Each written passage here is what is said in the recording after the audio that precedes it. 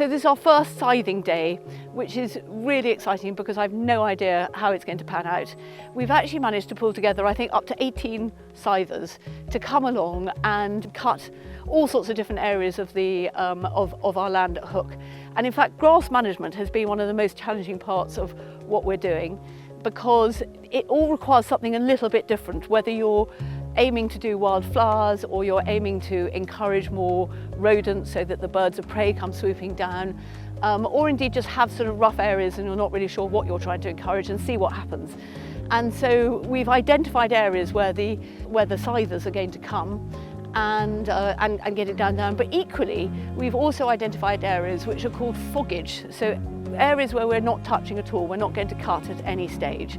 And then there are other bits that we're going to do cutting later, and maybe even in the spring. There's a lovely bit of the wildflower meadow where we're going to wait until the spring and then gather the sort of dead stalks from the wildflowers and put that aside, because the whole idea of a wilding project is really quite a lot of randomness and doing different things in different places and encouraging different species, and generally looking at the greatest diversity that you can do. I've come from Wellington in Somerset, and for some incredibly lucky reason I ended up living in a place that had a fantastic transition town environmental group who are looking after a number of different community green spaces. So we do a lot of scything, and it so happens to be the hometown of Andi Rickard, 11 times in a row UK scything champion supremo and runner of the Somerset Scythe School. So Andi has been helping a lot of us to get to grips with scything, to learn techniques and how to look after the blades and peening and all that stuff. I started scything in 2009. I had a little paddock that I was renting it was too small to get a tractor into, really, and it was exceedingly overgrown. I tried, the lawnmower took one look at it and just went, no, I'm not going in there. I had a strimmer and that couldn't cope, and I hated it. Strimmers are just so nasty and horrible. And then my husband suggested that perhaps I get a scythe. And I thought, well, try and do that. So I trundled off to see Simon Fairley at the scythe shop, bought myself a nice lightweight Austrian scythe, like you can see here, and got a bit of tuition. I realised quite early on that tuition is quite important if you want to get good at it. And it very quickly became, it went from being a solution to a problem to a hobby to an addiction quite fast. And then in 2012, I think my blade collection had got so big that my husband started to query why I needed so many. So I thought, I think it's time I started teaching other people. I had been teaching, 3 or 4 courses a year. COVID hit, and it's gone up to 50 plus a year now. And I go all over the country.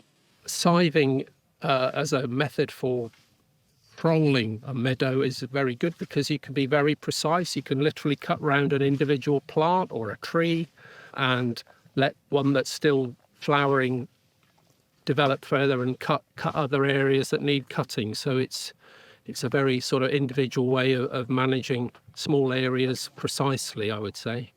Recently bought a house with a bit of garden that I thought that I would try and turn into a meadow. And you've got to sort of manage it. Can't just, if you just let it grow and grow, it'll all turn back to scrub. And in my garden, I've certainly seen benefits in terms of wildlife. With the plants that are coming through the grass, lots more insects. So if you've got a field, you want to cut it with a proper tool that actually takes the grass away, and not something that just mashes it up and leaves it on the ground. It's just, basically what happens is you get a layer of grass and nothing else can get to the ground. Managing grassland with a scythe has quite a number of benefits over using machinery. For one thing, it encourages a different mindset. When you're using a scythe, there isn't that pressure. In fact, there isn't even really the possibility, unless you've got a lot of people available to do the scything, to clear large areas at once. When you're managing grassland with a tractor, there's always that pressure to get a lot of herbage cut in one day, which obviously removes large areas of habitat all in one go. And obviously the scythe is more environmentally friendly than machines. It doesn't require fossil fuels, either in the usage or actually in the manufacture.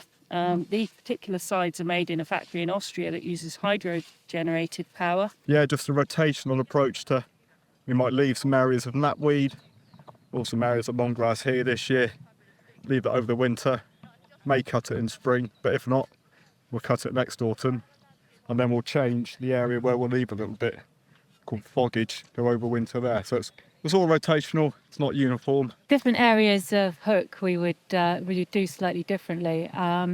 Around here where there's lots of trees, I'm trying to carefully go around with a smaller blade on my scythe.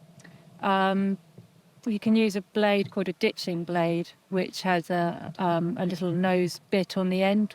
So when you're scything stony areas, of which there is a lot here, it protects the blade because the end bit will hit the stone and hopefully not the nice sharp edge on your blade. And then there's other bits of meadow where you can have a nice long blade and it's not too stony, and you can have a nice sweep through the meadow, which is ideal. That's the sort of scything that you kind of want to do. And then there's the banks here, which a bit of a nightmare. They're really docky, really stony, and there's trees to go around, some of them. So that's kind of the worst place to scythe, really. The whole idea of a wilding project is really quite a lot of randomness and doing different things in different places and encouraging different species, and generally looking at the greatest diversity that you can do, which to my mind I sort of worry about mowing too much, but because I hate the fact that you're taking away stuff. But in some cases I haven't cut the grass enough, and it's leading to the dominance of the sort of grass and the woody species rather than letting the wildflowers come through. So we've really got to manage it in a way with a lot of thought and thinking about different places. It makes you realise how much life there is all around us in the soil, and the insect life, the number of snails that I've seen. We found a harvest mouse nest over there, crickets, all of this stuff would just get munched up if there was a big machine going through here. Usually I'm seeing slow worms, at the various amphibians either running away, or when I'm clearing away the grass, just seeing there happily sort of finding a new home in the windrow. And loads of invertebrates. So yeah, you empty out a barrow full of grass and you can see them all then. Other reasons why I took up scything was that if you use a strimmer, at some stage you're going to cut the leg off a frog or something like that, and that's not really very, it's not something you want to do. But with the scythe, especially if you sort of rehearse the movement before you do it, anything that's in the way has got a chance to hop out of the way, and that you're much like, I've had frogs actually underneath the blade, totally uninjured, because they just batten themselves down and the blade passes straight over them. Typically meadow grass, once you've cut it once or cut it twice, that's a lot. The blade goes through the grass so much more easily. But this is obviously, it's never been scythed before, so in that respect it's actually quite difficult to put a blade through it. There's a lot of thatch underneath it which basically grabs hold of the blade all the time, and the other guys are doing knapweed across the bottom of it, and knapweed is quite a thick stalk, as same as a dock, and that has a detrimental effect to your blade as well. You'll actually pick up nicks in your blade and then you've got to repair your blade. So yeah, sometimes it's good, sometimes it's bad, but there's always a solution. With the scythe, the best approach generally, if you're trying to encourage maximum diversity, is to do successional mowing throughout the season. So you'd start in the spring, you'd give a short cut on the areas where you've got low flowering plants that you want to germinate, because you need to get ahead on the dominant grasses and give the low flowering plants a chance to get some light and germinate. And then you kind of do successive mowings throughout the season. So on the areas where you've got, like here, you've got quite a lot of thick, rich grass, ideally you'd mow this 2 or 3 times in a season so that you can weaken the grass and allow more things to come in. Not only do you take the grass off, but every time you do that, you're reducing the nitrogen levels and to a smaller extent the phosphate levels in the soil. So, and then other areas you might leave later. So, the knapweed here, for instance, it's nice to leave that till it flowers, which generally is in July, early August. But if you mowed a patch of that, for instance, at the end of May, a bit like doing a Chelsea chop on your perennials in your garden, then you'd have a later flowering as well into September and possibly even October. So, to maximise diversity, you maximise the amount of mowing you do and different areas year on year. Obviously, we've got a group of people here today. We've had little scything days at our allotment. We have scything days in other little meadows. It's just a really nice community, social thing. Often start early in the morning, scythe for a bit, have a drink, bit of cake. One, it's really good exercise, get out, and it's just a really nice social thing to do. And you get a fair bit of work done. So, but more days like this, not just here, but across any sort of grassland conservation project, especially if you're not using grazing animals, to come out with the scythe. The first time I picked up a scythe would have been about 10, 12 years ago. It was an old English scythe and I was just doing it around the house for fun, really. I saw it as a good way to sort of like keep fit, and I just used it around the house. And then three or 4 years ago, I gave up my job working in a refinery. Didn't know what I wanted to do, so I went for a bit of a walk around the Wales Coastal Park and bumped into a fellow in the Gower who'd done garden maintenance in the summer and then hedge laying in the winter. So I thought, oh, that sounds fun. So I retrained, done a scything course, and then I added that to my sort of repertoire of the jobs I do throughout the summer then. I used to use an old petrol strimmer, which was really, well, temperamental, noisy, carry petrol early on, so it's just, you don't have to do much with this. It's just take a stone along, a bit of water, and your scythe, and you can do as much or as little as you want to. It's really good. I think probably the most important of all is it's really joyful thing to use. I find people take up scything and they get addicted to it.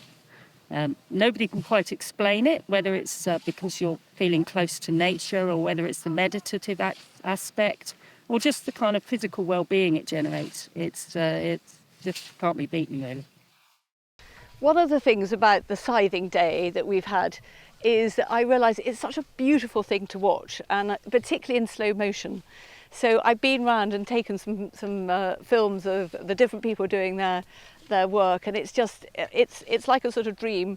But also they're getting through the grass in actually being quite rapid in terms of what they're doing, and getting some of the stuff that I just simply couldn't get rid of in with a tractor anyway. And so it's been really fantastic. We've got an amazing team pulled together by Andi Rickard from the Scything School in Somerset. And everyone is enthusiastic. A lot of them want to come back. They're all rather delighted because we did have a very delicious lunch, and it's been a hugely successful day. And I think that we will be having, I think, several more scything days, and maybe even one this year, but most particularly we'll definitely have one next year. You never know what's going to come out of just, embracing people and getting them to come and do their thing here. It would be absolutely brilliant if you were able to leave a comment or repost this video, because we want to spread the word and get it out to as many people as we possibly can. Thanks for listening.